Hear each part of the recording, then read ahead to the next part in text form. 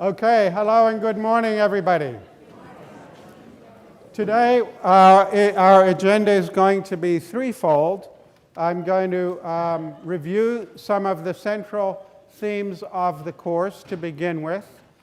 Then I'm going to talk about 4 paths not taken as a way of, rather than giving a mechanical summary of the previous 25 lectures, to pick out the 4 central areas where, as I said early on in the course, we're going to be paying attention to paths that might have been taken that weren't taken when there were scope for choice.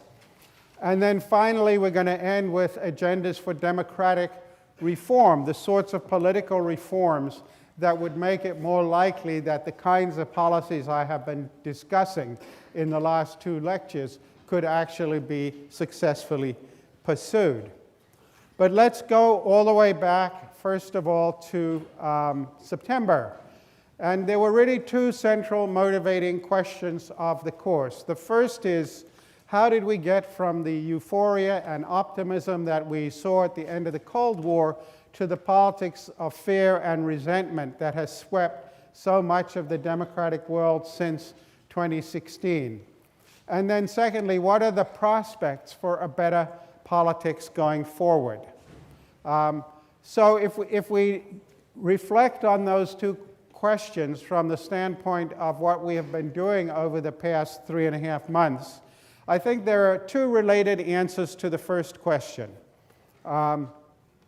The first one is, especially in the period of what I was calling the early post-Cold War era, that is up to the financial crisis, geopolitical arrogance and uncritical embrace of neoliberalism at home and the Washington consensus abroad. And if you wanted the bumper sticker for the geopolitical arrogance, there are plenty of candidates, but I think this anonymous, what turned out to be Karl Rove quotation that I showed you earlier is probably the winning candidate when he said, "We're an empire now, and when we act, we create our own reality. And while you're studying that reality judiciously as you will, we'll act again, creating other new realities which you can study too. And that's how things will sort out. We are history's actors, and you, all of you, will be left just to study what we do." And this was in October 2004, in the run-up to the election in which George W. Bush would be re-elected, and unusually with increased majorities on Capitol Hill. Usually the president's party loses seats, but in a re-election bid, but he had actually increased his majority in 2002 as well. So there was some reason for that arrogance, you might think, and it certainly informed their policies in the international arena. If you wanted the winning bumper sticker candidate for the uncritical acceptance of neoliberalism at home and the Washington consensus abroad, it has to be this statement by Alan Greenspan. Those of us who have looked to the self-interest of lending institutions to protect shareholders' equity, myself especially, are in a state of shocked disbelief. And we, as you will recall, we played the longer excerpt of that interview in which he admitted that his models had broken down. And I think that is, again, captures the uncritical acceptance of the neoliberalism at home, Washington consensus abroad. If I talk about the second big answer to the first question, it has to be the failure to take account of the long-term changes in the national and global political economies. And just to remind you again here of some of the key points about this, this is a slide I showed you of the mirror image, or the mirror image of the graphs depicting the decline of industrial jobs over, this is 26 OECD countries between 1960 and 2018, and the fragmentation of political parties. The weakening of political parties, and I told you a story about that. As left of center parties became less able to defend unionized workers, they defended them less well, and they defended fewer and fewer of them, and so workers hemorrhaged to other parties, as in, say, in Germany, to Der Linke, the far-left Marxist Party, and the Greens, and eventually to populist parties such as the Alternative for Deutschland. This, in turn, led to fragmentation of parties on the right as they saw opportunistic possibilities of picking up seats, and so we get this very substantial fragmentation of political parties, which is going to have an impact on their capacity to protect the interests of workers over time. This reflects a much broader trend. This is the picture from the US of the decline of union membership as industrial jobs have gone away. Unions have gotten smaller and smaller, particularly private sector unions, and we saw how that coincided with the growth of inequality, the hollowing out and stagnation of middle class incomes, and the declining fortunes of the middle class, both in absolute terms as they faced harder and harder difficulties in achieving the same real income, often having to go from 1 to 2 earners, being decreasingly able to afford college for their children, and often having to finance their children well into adulthood. So this is a broader context where we've seen this impact of globalization, technology, and slow growth. We have aging populations in many of these developed countries, which has put increasing stress on their fiscal states as ever-shrinking employed, what we call the non-dependent part of the population is supporting an ever-increasing dependent population. The collapse of the corporatist consensus between business and labor that underpinned many of the social democratic welfare states in the post-World War II era, which really depended on relatively large, stable, labor-oriented parties making deals with relatively large, stable, business-oriented parties that were then blessed through the political system and maintained the social democratic order. All of that's been weakening, shrinking, and so we have had this fragmentation of parties. All of this has made it much harder for governments to govern and has led voters to make demands for reform, some of which we have talked about in a previous lecture and some more of which we're going to talk about today. And it's led to the rise of anti-system parties. And one of the, if you like, tragedies of the politics of the last several decades is the extent to which political reforms have been fixing things that were not broken.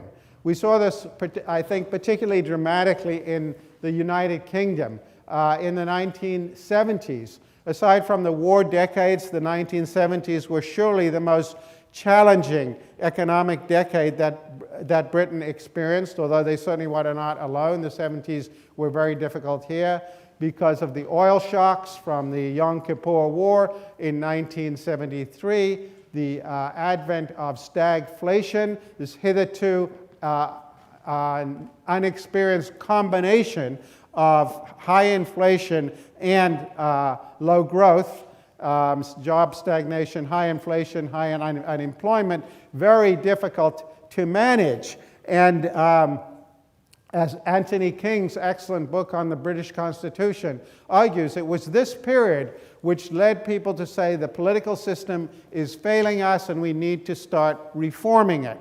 And very comparable developments occurred in many of the other capitalist democracies. And so when the economy is going badly, and if the sources of the pain are not addressed by the political system, people want to attack the political system and say it's failing us, even if the problems, as was the case with much of the stagflation of the 1970s, were actually exogenous. So I think these are the two big answers, if you like, to the course: the arrogance and uncritical acceptance of the dominance of the American model of democratic capitalism and the American approach to international geopolitics on the one hand, and the failure to appreciate and think about the implications of these long-term changes in the political economy, which had indeed been going on since well before the end of the Cold War, and would play themselves out in the subsequent decades. So I think those are the two central answers that I would give us to the question that I posed at the start of the course. What I want to do now, though, is think about what might have happened, what could have been done differently. And I want to pick out, as a way of summarizing and reviewing much of the material that we have covered, 4 particular types of path taken or not taken where there was relatively unusual scope for choice, for agency, as I'm going to call it. And you might recall that earlier in the semester, I said that we need to think about political outcomes by reference to 3 of my I words. I have a penchant for I words. And I said one was institutions, one is interests, and one is ideals, or we might say ideas or ideologies. And the constellations of interests, ideals, and institutions shape what can be done. And you might think that the capacity for agency, as I'm calling it here, is sometimes more constrained and sometimes less constrained by the interests, ideas, and institutions that structure a given situation.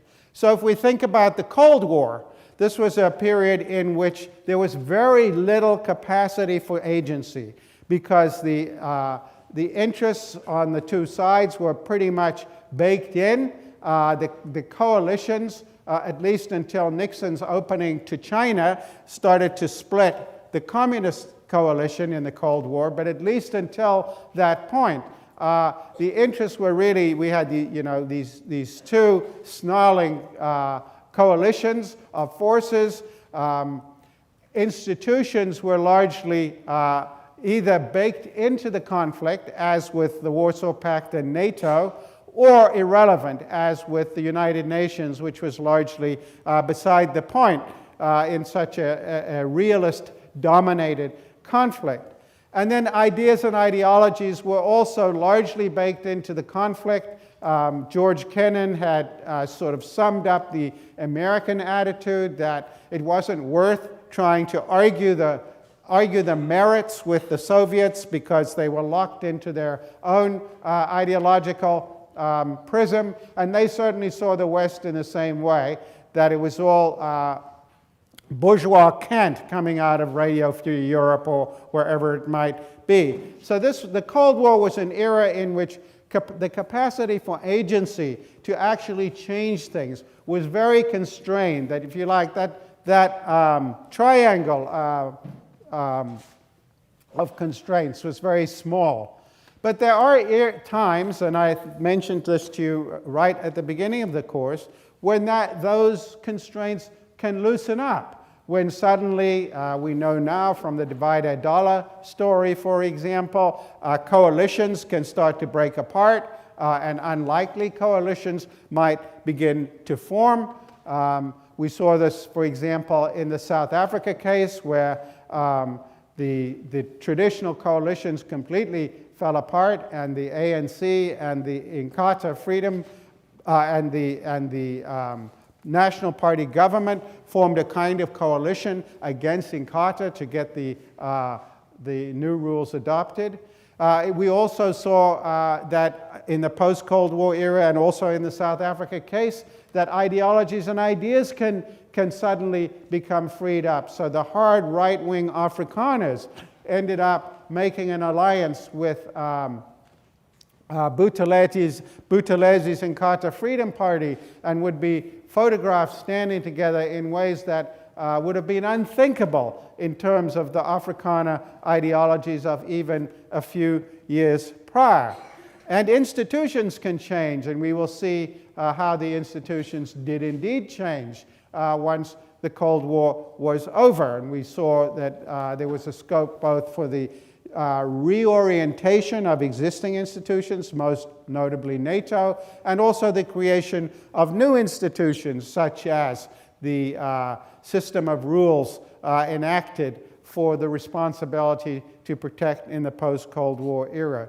So there are circumstances in which this triangle becomes larger, and suddenly it's possible to do things differently, and there are real choices for the players at the time.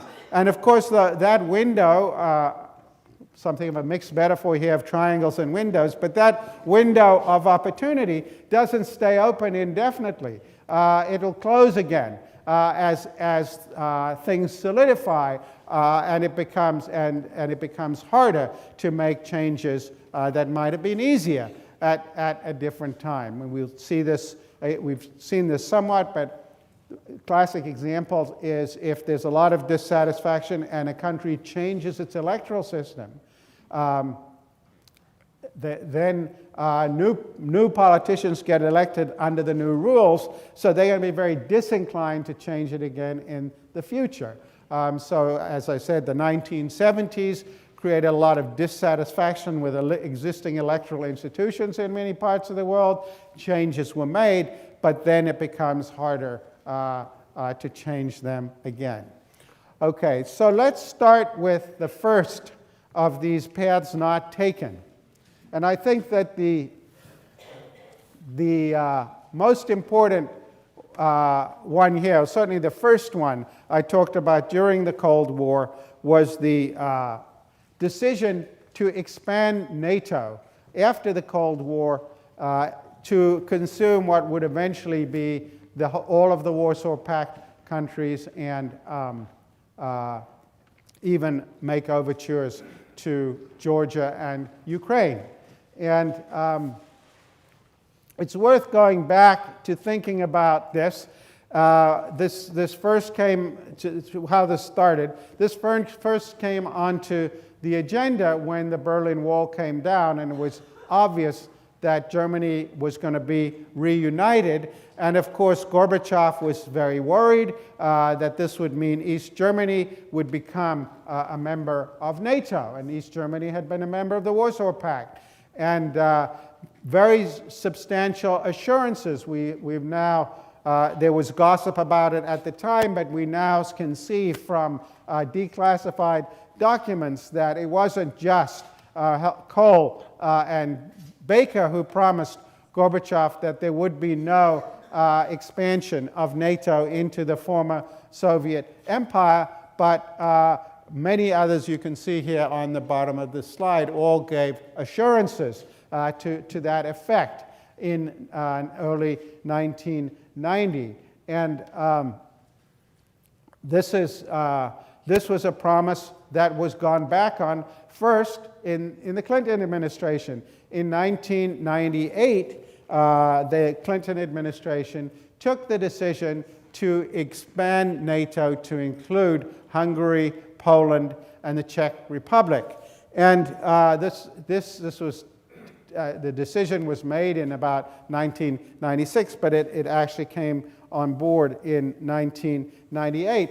And in May of that year, the journalist Tom Friedman called up George Kennan, the architect of containment, about whom you heard in earlier lectures, and he asked him for his opinion about this. And it's worth paying some attention to what Kennan said. He said, "I think it's the beginning of a new Cold War. I think the Russians will gradually react quite adversely, and it will affect their policies. I think it's a tragic mistake. There was no reason for this whatsoever. No one was threatening anyone else. This expansion would make the Founding Fathers, of course he's alluding to the fact here that the Founding Fathers opposed all permanent alliances, would make the Founding Fathers of this country turn over in their graves. We've signed up to protect a whole series of countries, even though we have neither the resources nor the intention to do so in any serious way. NATO expansion was simply a light-hearted action by a Senate that has no real interest in foreign affairs. And so this was a very prescient observation that this was not going to go over well with the Russians, as by this time was, of course, Yeltsin in charge of Russia, and he was deeply troubled by it. And indeed, there's more to the prehistory of this than I told you during the original lecture, in that during the late 1980s, Gorbachev had made several overtures to the West. He 3 times brought up the prospect of, he thought at that time the Soviet Union was not going to fall apart. It wasn't being thought about, but that they might themselves join NATO. And there was some discussion of this with Western leaders, and it was sort of deferred into the future. And Yeltsin, too, had in print said that it was a long-term plan or policy of the Soviet Union eventually to join NATO. And indeed, even in 2000, when Yeltsin came to power in Russia, he approached the Clinton administration about the possibility of Russia not only joining NATO but also the European Union, and they had been brushed off by this. If you're interested in more granular depth on these proposals and rejections, if you Google up the journalist Vladimir Posner, very interesting. You would never believe he's actually French by birth, French journalist, but who has worked for many years in the U.S. and now works in Russia. He has an excellent video. It was actually a lecture he gave at Yale. I think he was probably a Poynter Fellow or something. If you Google up Vladimir Posner at Yale University, you'll find this lecture on YouTube, really a riveting account of the missed opportunities to incorporate Russia into the New World Order in a way that would have made them much more likely to be part of the solution than part of the problem. And of course, this isn't just retrospective. In 1991, when the Soviet Union finally fell apart, Mitterrand, who was at that time the president of France, said we should just disband NATO. The French, as we saw playing out yesterday, the French have a long history of skepticism toward NATO. De Gaulle didn't really like it, and actually he kicked NATO troops out of France on several occasions and took France out of the command and control systems.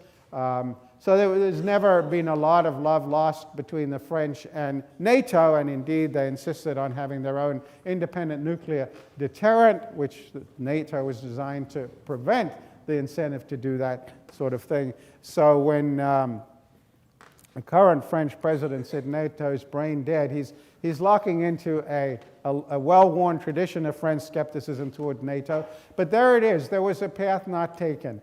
Mitterrand could have prevailed, and it does seem like there was surprisingly little discussion of the possibility of creating a different world. And instead, that decision that was taken in 1996 and implemented in 1998, as I detailed to you, was followed up by the gradual inclusion of all of the NATO countries and overtures to Georgia and Ukraine, which had a lot to do with the Soviet policy toward Georgia in 2008 when they went in there, and their attitude toward Ukraine once the election in 2014 came around, and it was clear that their base at Sebastopol was going to be jeopardized, and there was real concern if Ukraine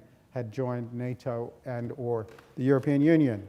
So you could ask yourself, sort of in the domain of counterfactual history, what kind of geopolitics might we have today if that was not the choice that had been made, and instead either the incorporation of the Soviet Union and then Russia into the new geopolitical order as a full partner and participant, or the disbanding of NATO, which after all was a defensive alliance against a foe that had no longer existed and was going to turn into an alliance in search of a mission, which we saw playing out rather depressingly in the Libyan conflict, about which I will have more to say in a few minutes.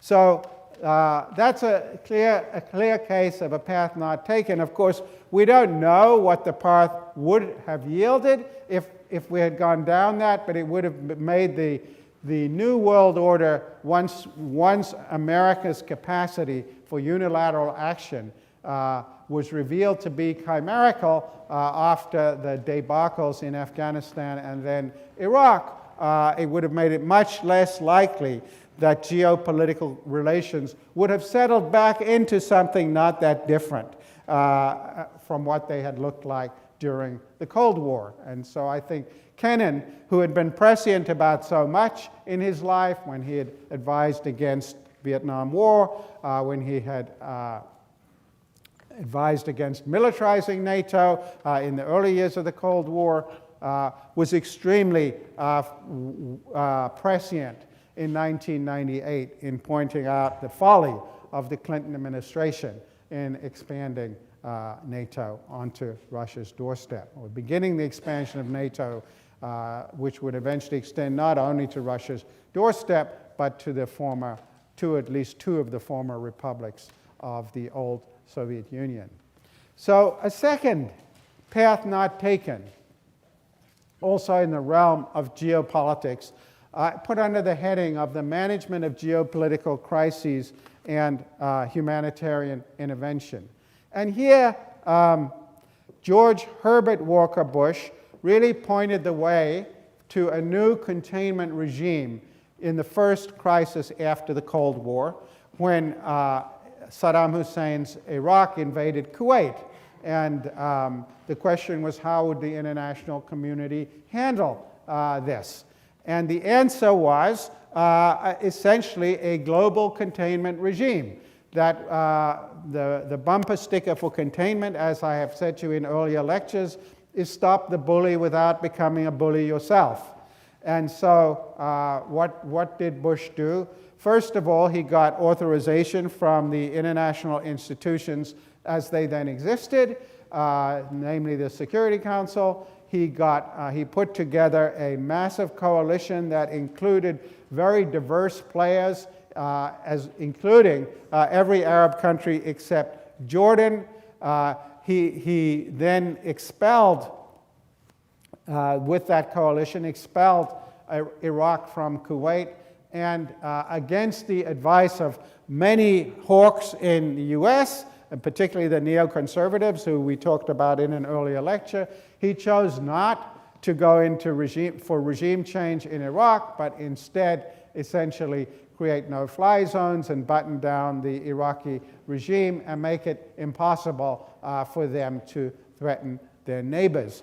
So if that had become the model for dealing with geopolitical crises in the wake of the Cold War, in the wake of the end of the Cold War, we would again, I think, be looking at a very different kind of geopolitical reality. Instead, though, George W. Bush abandoned this with his unilateralism after 9/11, where he talked about coalitions of the willing, forced countries to choose. If you're not with us, you're with the terrorists. By the way, the big impetus for the expansion of NATO, as I mentioned, came about because he wanted to get many East European countries to commit to the war effort in Iraq, and the quid pro quo for that was that they would be able to join NATO, which many of them did the following year. And so the paths not taken here in Afghanistan, the possibility which was advocated by some in the military at the time was to ignore the regime in Kabul when they refused to turn over the Taliban, to turn over Al-Qaeda and to close the camps, and instead to have just gone in ourselves and finished the war with Al-Qaeda. Instead, because we were committed, first of all, to fighting that war on the cheap. We wanted to fight it with the Northern Alliance, and their agenda was regime change, so by mission creep it became America's agenda, saddling us with a puppet regime that wouldn't be able to sustain itself into the future. The commanders on the ground were telling the White House by 2002, before the end of 2002, that a deal would have to be made with the Taliban, as the other forces were not going to be sufficiently powerful to govern the country. Again, that was ignored, and instead we created a puppet government, and there, you break it, you own it, as Colin Powell once said. We then became responsible for the administration of this country, which at some level continues to this day. We also failed to defeat Al-Qaeda, which escaped through the mountains into Pakistan, and indeed became the staging area not only for future reconstitution of Al-Qaeda, but also for the exiled Taliban government that would eventually work its way back into Afghanistan. In Iraq, we failed to see that knocking off the regime in accordance with the desires of the neoconservatives would, first of all, not produce a government that was likely to be democratic, and even if democratic, would not necessarily produce a government that would be friendly to the United States. And we talked at some length about the naivety of the neoconservative view that if you just get rid of authoritarianism, not only will democracy flourish, but it will be pro-American democracy. Neither of these things turns out necessarily to be true. And so they had their eyes firmly fixed on the East European countries, which had all had pre-World War II histories of democracy. They would have done a lot better to look at the former Asiatic republics of the Soviet Union for what was likely to happen in a country like Iraq, with its per capita income, its lack of a diversified economy, or a middle class that was independent of the government's control of the gateway to wealth and prosperity.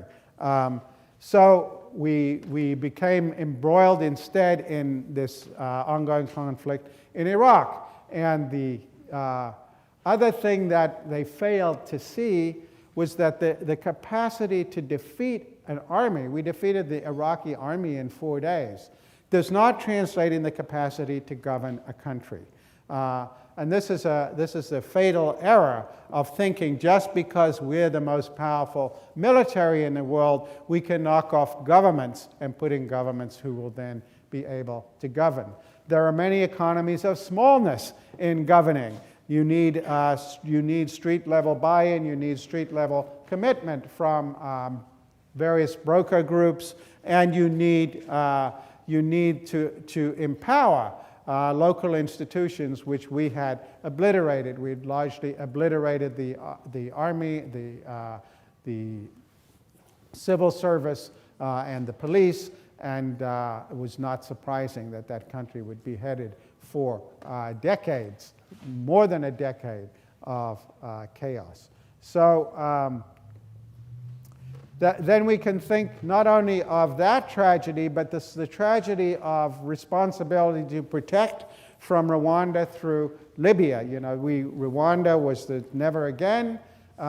We then had Kosovo, and it seemed like unilateral intervention. It was by NATO, again, without the permission of the UN Security Council, because the Russians and Chinese were supporting Serbian side, so there was no question of international authorization. There was an intervention that appeared to be successful, even though it provoked virulent attacks in the global south from South Africa, from India, and from others as expansions of Western imperialism. It provoked the African Union to declare that it had unilateral authority to intervene in member countries on humanitarian grounds, even though the UN Charter ostensibly reserves that authority to the Security Council. So what we were doing there was somewhat eroding the authority of the UN and the Security Council. We saw how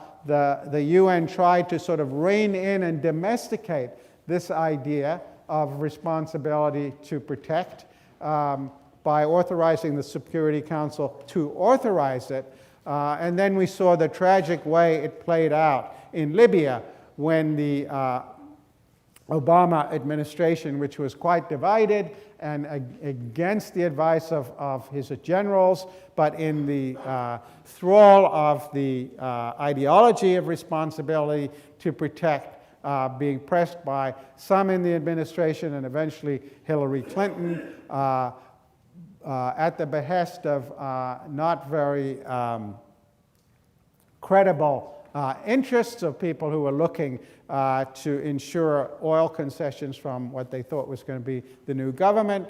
This whole doctrine became a smokescreen for knocking off the Gaddafi regime, which then, because of what IR theorists call the moral hazard of intervention, became an accelerant of the Syrian conflict as the Syrian demonstrators against the Assad regime reasoned that if only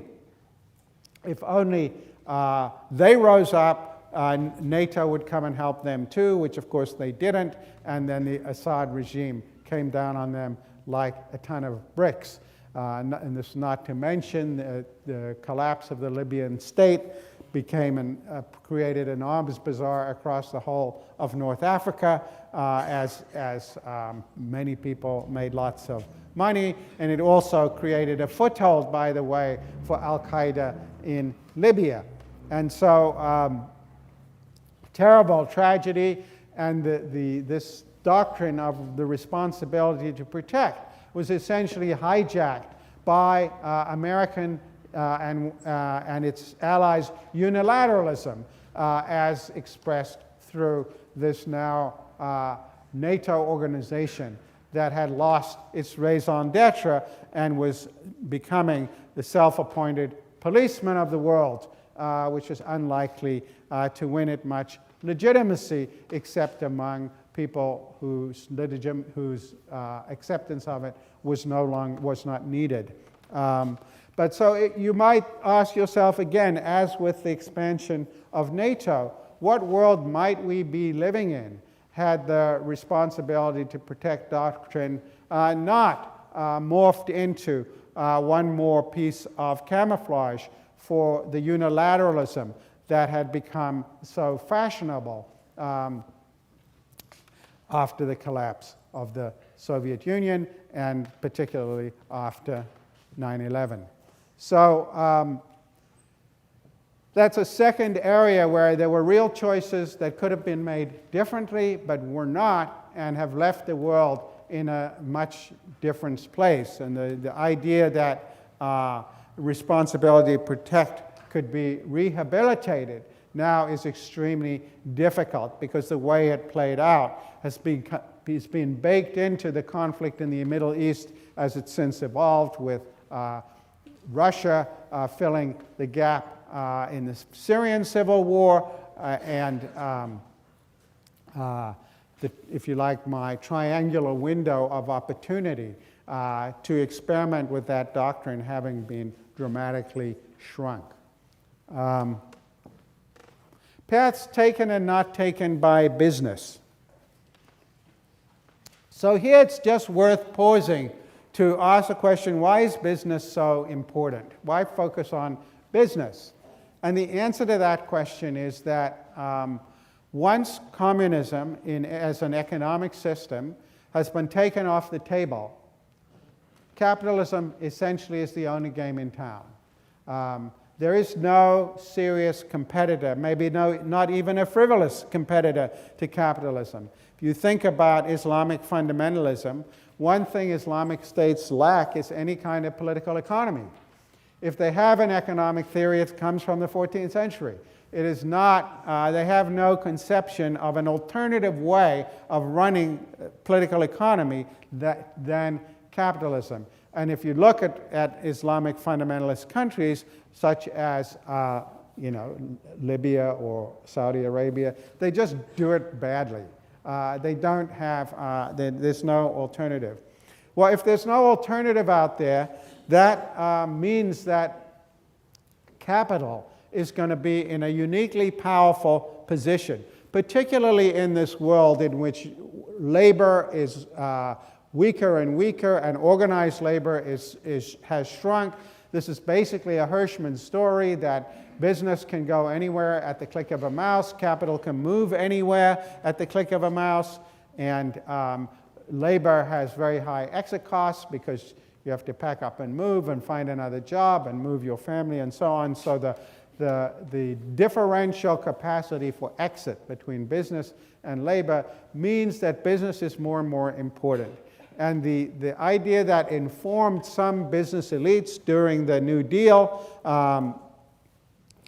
that we need to worry that America's workers might conclude they have nothing to lose but their chains ceases to be important, because there isn't an alternative out there competing for the hearts and minds of American workers. And so business is now in this unique position that it's hugely consequential. It's not really counteracted by any other interests. Maybe there are conflicts of interest within business elites, but it's not really counteracted by any other interests. And that means that unless business is part of the solution, it's going to be part of the problem, right? So that unless you could imagine a continuum and ask yourself, continuum one is where you have predatory capitalist class, as in Russia, and another would be if you have a very progressive capitalist class, as in some Nordic countries, and as seemed to be possibly happening in South Africa, at least during the 1980s. And then the questions become, so what makes it more likely that business will move down the progressive, toward the progressive end of the continuum, rather than down toward the predatory end of the continuum? So that's why business matters. And indeed, as we argue in my book with Michael Gratz, The Wolf at the Door, thinking about changes in social policy that are not going to command support from substantial amounts of business is probably a waste of time. So if we think about business in sort of under two headings, one, we talked about some with the role of business in regime change, which we talked about in relation to the Soviet Union, and we talked also about it in relation to South Africa. You can say 2 cheers for the South African story, 2 but not 3. So the 2 cheers are devoted to the fact that in the 1980s, the South African business elites did discern the possibility of both facilitating regime change and influencing the ANC to think about how the world economy was then operating and was going to be operating into the future. They became the kind of handmaidens of the transition in that, as I said, business didn't cause the South African transition. The old regime was falling apart. There was no question that apartheid was unsustainable, but that didn't mean it was going to have a transition to a democracy or that the transition was going to be peaceful. It might well have been replaced in a military coup, which people at the time, some feared. It might have just become increasingly repressive and ceased to be even sort of quasi-democratic as it had been. It might have descended into a civil war, which by the 1990s had already erupted in the eastern part of the country. So what business did was a huge amount of very creative and intelligent work that we talked about in that case to broker the deals and get the transition, keep it on track when it seemed to be falling apart, and when it did finally fall apart, do the back channel negotiations to produce an agreement and eventually the election in 1994. The reason I say 2 cheers rather than 3 cheers is that thereafter, South African business did very little. It retreated into the sort of normal stereotypical view of business, that the business of business is business, and leave politics to the politicians. And the few lone voices like Chris Donnell, who said, no, we should be actively transforming our companies now, before we're hit over the head with what would eventually become black economic empowerment and talk of seizing land and so on. Business should continue to be ahead of that curve, and so if you like, shape that destiny rather than ending up being shaped by it. And so we see this has played out in the social indicators I showed you of South Africa today.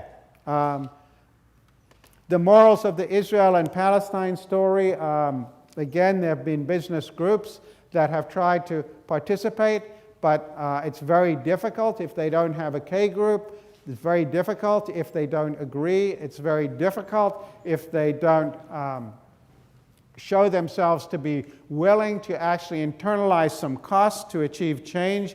And so the breaking the impasse group never really had an effect. But you can still see, and we showed this with Rawabi and SodaStream and some of the other business interventions that I have talked about, that individual business leaders, if there's no capacity to do things on a regime level scale, can nonetheless be thinking about ways of changing things at the margin, and so that even if this is pilloried as legitimating the status quo, it can be legitimating a status quo that is itself evolving over time.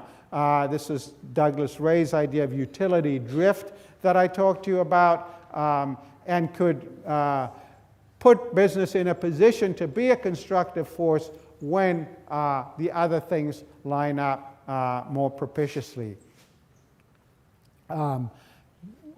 We have ongoing projects looking at this in other contexts. We have a project looking at this in Colombia, where various Colombian business groups, I didn't have time to share this with you during the lecture, but have for decades actually been involved behind the scenes in negotiations between various Colombian governments and the FARC, and were instrumental in the agreement that was eventually settled.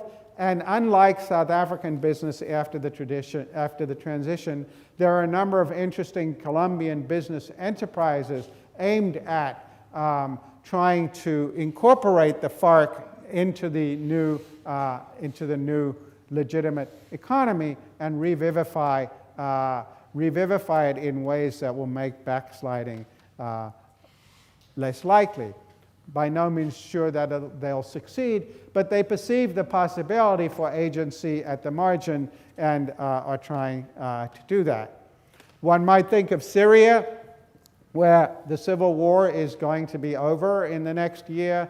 There's a huge amount of expatriate Syrian capital parked in various countries, and convening groups may well have the opportunity of thinking about how it might be constructively deployed in rebuilding what's probably the most badly devastated country by civil war, at least since Rwanda. Business and domestic politics. And here I would say that the missed opportunity with transitional adjustment assistance is symptomatic of a bigger sense that business has not seen it as their problem to worry about the fortunes of workers. As I said to you in that lecture, in 1962, the Kennedy administration had actually lined up the AFL-CIO to support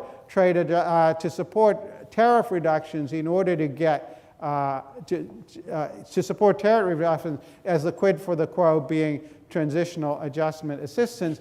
By the time business finally decided that was a good idea, the unions had abandoned it and were no longer supportive of it, and that was because it had been the implementation by the Johnson administration had been so desultory. But if business had gotten behind that at the beginning, we might have seen something different. Full board support for the anti-tax movement by American business from the beginning, even if this was going to mean destruction of many programs that were important to the most vulnerable populations. And we saw this with Proposition 13 in California, its effects on the public school system, on its effects on local government services, and so on. A new model of the corporation became triumphant in the late 1980s, where shareholder value triumphs over everything else, trumps everything else, and the notion that business corporations should worry about anything else. If you look at the changes in business school curriculums, for example, largely went out of the window.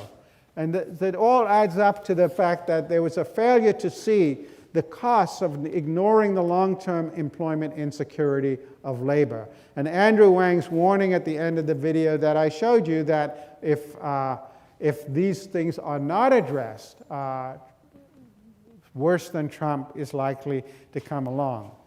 A final strategy I would just mention, or a path not taken I would mention, is the strategies of left political parties at home. Here's the truth. No politician can reopen this factory or bring back the shipyard jobs or make your union strong again. No politician can make it be the way it used to be, because we're living in a new world now, a world without economic borders. A guy can push a button in New York and move $1 billion to Tokyo in the blink of an eye. And in that world, muscle jobs go where muscle labor is cheap, and that is not here. So if you want to compete, you're going to have to exercise a different set of muscles, the one between your ears. So that was from the Mumri primary colors, and I showed you a more extended version of that clip. But there it is in 1992, Bill Clinton nailing it, exactly what the problem was going to be, that the long-term employment security that had been taken for granted by generations of American workers had gone away and was not coming back. But what did the Clinton administration do about that? Nothing. Instead, what did they do? They triangulated to neoliberal policies. They engaged in the expansion of NATO. They got behind things like welfare reform, essentially, to make it more punitive. And they cozied up to Wall Street by getting behind the kind of financial deregulation that Wall Street was demanding. And so the fact that even though the candidate Clinton had identified the problem, he didn't really take seriously the effort to do anything about it. And indeed, in the class on the subprime mortgage crisis, he became one of the champions of getting mortgages to people who are going to be unlikely to be able to service them as soon as a recession came. So very much, he identified the problem, and he didn't do anything of a serious kind to address it, and he squandered whatever political capital he had in the first years of his administration when he controlled all the houses and so on. And by the way, it wasn't just here. We saw Tony Blair's government in the UK did many comparable things. And even in Germany, I believe I mentioned to you, if you look at the Hartz reforms, which were neoliberal reforms, not that different than those pursued by the Blair government or by the Clinton administration, or indeed in countries even like France, where Mitterrand did an about turn. Who were the Hartz reforms implemented by in the early years of this century? It was a coalition of the Social Democrats and the Greens. It was not a right-wing imposition. So all of these parties were essentially engaging in triangulation instead of addressing the long-term employment insecurity that Bill Clinton did indeed identify in the 1992 New Hampshire primary. And the difficulty with triangulation, as I've said, is that it's good tactics but bad strategy. It's good tactics because if you just think about it as a one-shot game, as game theorists say, you can move to the middle, peel off some support from your opponent, and the people on your flank have no place to go. But if you think about it as a dynamic game over time, once the other side figures out that that's what you're doing, their incentive is to just keep moving the goalposts and dragging you along as they go. And this was the story of the anti-tax movement that culminated in the 2001 bill that I described at some length in our class about the estate tax. And indeed, the sort of tragic denouement of that story was when in 2012, the Obama administration made virtually all of the 2001 tax cuts, biggest regressive change in the tax system in American history, permanent. So this was, I think, a big missed opportunity, reinforced by this sort of living right and thinking left, to quote the phrase from the book that I mentioned to you when I was giving that lecture on things like affirmative action and managing the financial crisis. Affirmative action is about promotions in the police department and the fire department. That's where the rubber meets the road. Doesn't really affect people living in Scarsdale. And in the financial crisis, unlike what FDR had done after the Depression, I showed you how the Obama administration essentially got on board with the Bush administration's policies and allowed the financial sector to write the vast majority of the bill and not pay any cost for the crisis that they had created, thereby fueling what would eventually erupt as the kind of enraged politics of anti-elitism in 2016. And given that they were converging on questions of economic management, instead what left-wing parties tended to do, or left-of-center parties tended to do, was to begin investing in culture and identity issues as ways of differentiating themselves from the Republicans, and this goes back to the McGovern-Fraser reforms, which start to emphasize the importance of descriptive representation in politics, about which I'll have more to say shortly. So what is to be done? So the bottom line is, and this is picking up on the lecture about parties, that the most important thing that needs to happen is to strengthen political parties so that they can operate more like teams and thereby get themselves behind the sorts of policies that are going to lead large numbers of insecure former or post-industrial workers and middle-class people to support them. In all systems, all political systems, that basically means a number of things. One is disempower party members and outside groups in the selection of candidates, leaders, and platforms. Members sound like shareholders, but as we saw, they tend to be unrepresentative of the voters for a party, particularly when you have a large party, never mind the voters in the electorate. Get away from referendums and other forms of unbundling. Parties are there to bundle.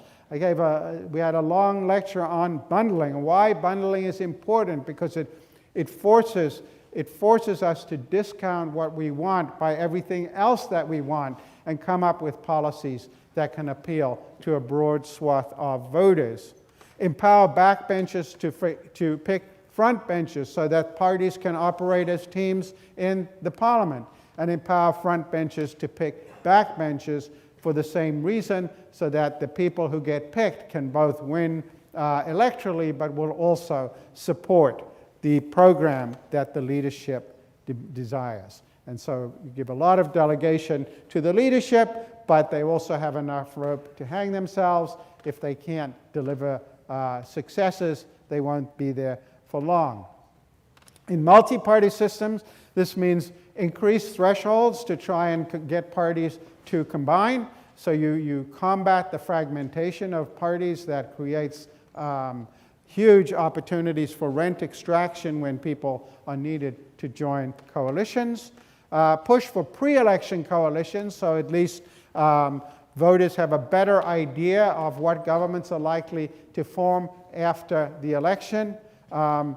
Prefer closed PR to open list PR, because open list PR encourages celebrities to run. It encourages people. It's intra-party competition to make private promises, and that's exactly inimical to the idea of parties operating as teams. Turning to two-party systems, in Britain, change the leadership selection rules back to something more like they used to have when the backbenchers picked the frontbenchers and got rid of them if the frontbenchers were not delivering. Get rid of the Fixed Parliaments Act, which again is a way of disempowering the authority of leaders. Bigger constituencies. They a couple of years ago had a commission recommending that they reduce the House of Commons from 650 to 600, a very modest reduction. They've even rejected that. But one of the problems in Britain is that all the wealth is in London, and many parts of the north of England have per capita income below Mississippi. You really want a sliver of London in every constituency in Britain if you want a healthier system. And certainly the constituencies which are a tenth of the size of ours and a third of the size of Germany are too small. Stop having referendums. In the United States, first of all, don't think abolishing the Electoral College is a solution to anything. Everybody says it's so unfair. Hillary won 3 million more votes. Abolishing the Electoral College will it will increase the independent authority of the president. It will make us function more like a Latin American country. That's exactly what we shouldn't be doing. We should be strengthening the power of the parties in Congress at the expense of the presidency, going back to something more like what prevailed until 1824, when the congressional parties picked the presidential candidates and made the system operate more like a parliamentary system. De-emphasize the importance of primaries, both congressional and presidential.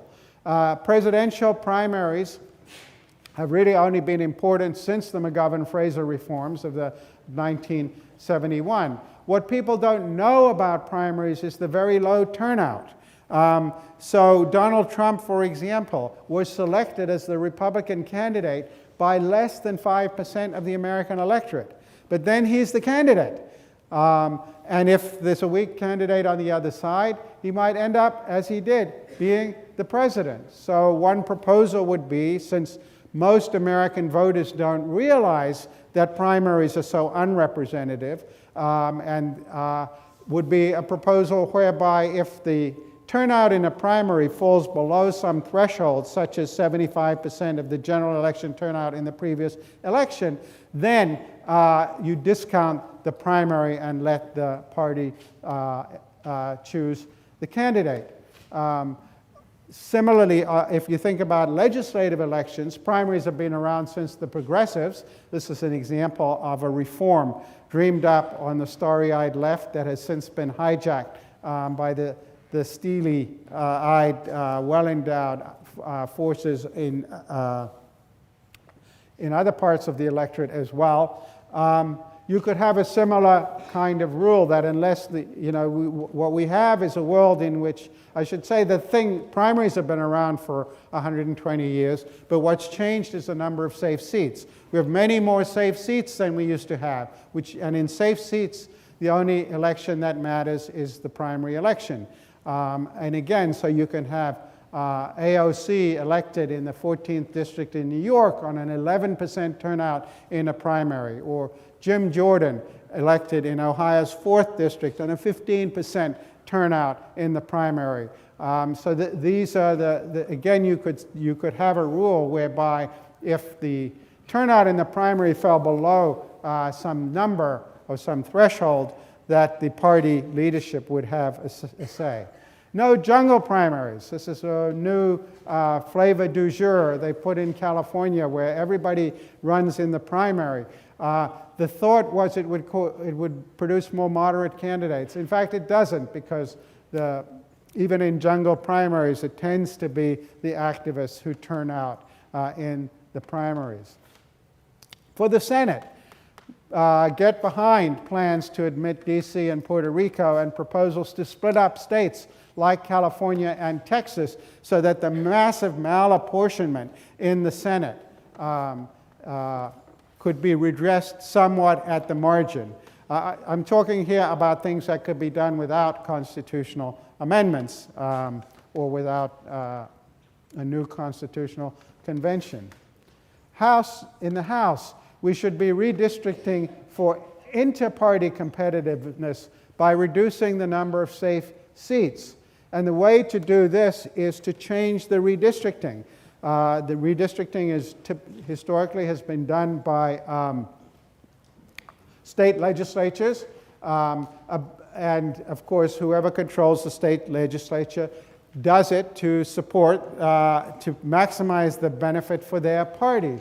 Earlier this year, the Supreme Court has decided it will never get involved in partisan gerrymandering. It's too much of a political issue, and they don't know what to do about it. What happens is the parties draw the districts to benefit themselves. I think there are now 21 states have gone to so-called independent commissions. This could be a good idea. In Britain, for example, they have an independent commission after the census that draws up boundaries, boundary commission they call it, and then Parliament can vote it up or down, but they can't change it. So that's one way of doing it.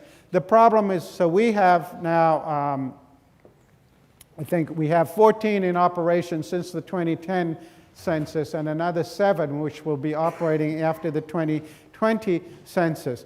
But if you look at them, they're either so-called bipartisan or nonpartisan. The bipartisan ones are hopeless in that the parties carve up the states. They essentially make deals. And the nonpartisan ones, the difficulty with them is that they're not given the mandate to make districts competitive. They're across the parties. And indeed, they are told to do things like not split up cities, keep neighborhoods together, and so on. Really what you need in what would make for the healthiest inter-party competition would be every district in America having some urban voters, some suburban voters, and some rural voters, so that the politician who was running for office in those districts would discount the preferences of all three groups against one another in coming up with their platforms. So-called flower petal districts, you might think, to achieve that goal. And then we should think about better approaches to descriptive representation. Because the trouble with majority-minority districts is they did indeed increase the number of African Americans sent to Congress, particularly from the South, where none had been sent since Jim Crow in many cases. But it comes at the price of exactly what we don't want. We do not want blue cities in red states. We do not want all the Democrats, African Americans, to be herded into one district and then have Republican non-minority districts electing separate representatives. That is exactly what we don't want. And there are better ways to get descriptive representation. In some Nordic countries, for example, with a PR system, they just say, well, every third person on the list must be a woman. Or in India, in 1932, there was the Pune Pact, which essentially, it said in a number of constituencies, I believe it was 143 constituencies, the only person who could run was what was in those days called an untouchable, now is referred to as a member of an unscheduled caste. And so you can get descriptive representation without screwing up the boundaries of the constituencies. So these would be better ways to get descriptive representation. Majority-minority districts, which now account for a fifth of of Congress's districts, are not. So the upshot is that stronger and more disciplined parties will have better incentives and will be better able to address the long-term employment insecurity that we've been talking about and head off the dangerously destructive politics that we've seen since 2016. Or to put it differently, what we should be trying to do is to marry the arguments of these two books. And so I thank you for indulging me over these previous 26 lectures, and I hope I'll see some of you in the future.